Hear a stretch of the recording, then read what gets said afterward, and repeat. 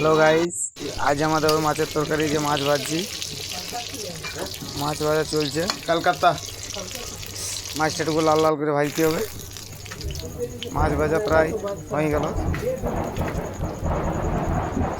মাছটাকে তুলে দিলি, দেওয়ার পরে এই যে যা সবজি দেওয়ার মাছে এই সবজিগুলো দিয়ে দিলি তেলে একটু ভাজি লাড়ি চাড়ি এদিকে ওইদিকে। আর কমেন্ট করে যদি জানাও এটাতে কী কী সবজি দেওয়া আছে।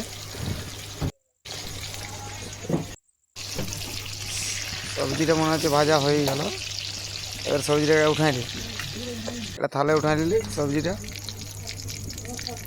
তেলের মধ্যে পেঁয়াজ দিয়ে দিলি, পেঁয়াজ দিলি, পেঁয়াজটাকে একটু লাড়াচাড়া করো। আর নিজের মতন করে নুন দিয়ে দে। আমি তো কয়াল বলে জানছি। মশলাটাও ঢালে দে, মশলা ঢালে দিয়ে একটু লাড়াচাড়া কর। এটার উদার যতক্ষণ না তেল ছাড়ছে ততক্ষণ তো ছাড়া যাবে না, লাড়তে থাকো।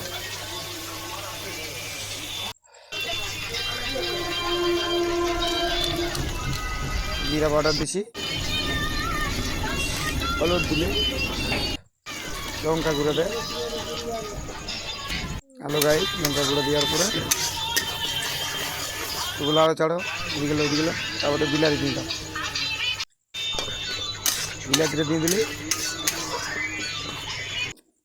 আবার টুকুলো আরও চাড়ো। এবার যতক্ষণ না তেল বার হচ্ছে ততক্ষণ তোকে ছাড়ানো। এবার দিয়ে দাও, দিয়ে দিব আমি যেটা ভাজি রাখছিলি আলু সবজি, যেটা কমেন্ট করে জানাতে বলেছি। কালারটা সেরকমই এসে গেছে, দারুণ কালার। কালারটা তো মোটামুটি ভালোই লাগছে। এবার জল দিয়ে দেবো, জল দিয়ে দিলি, চাড়া করলি, ওইদিকে লাড়লি, আর লাইন চলে গেল, আবার লাইন চলে এসেছে।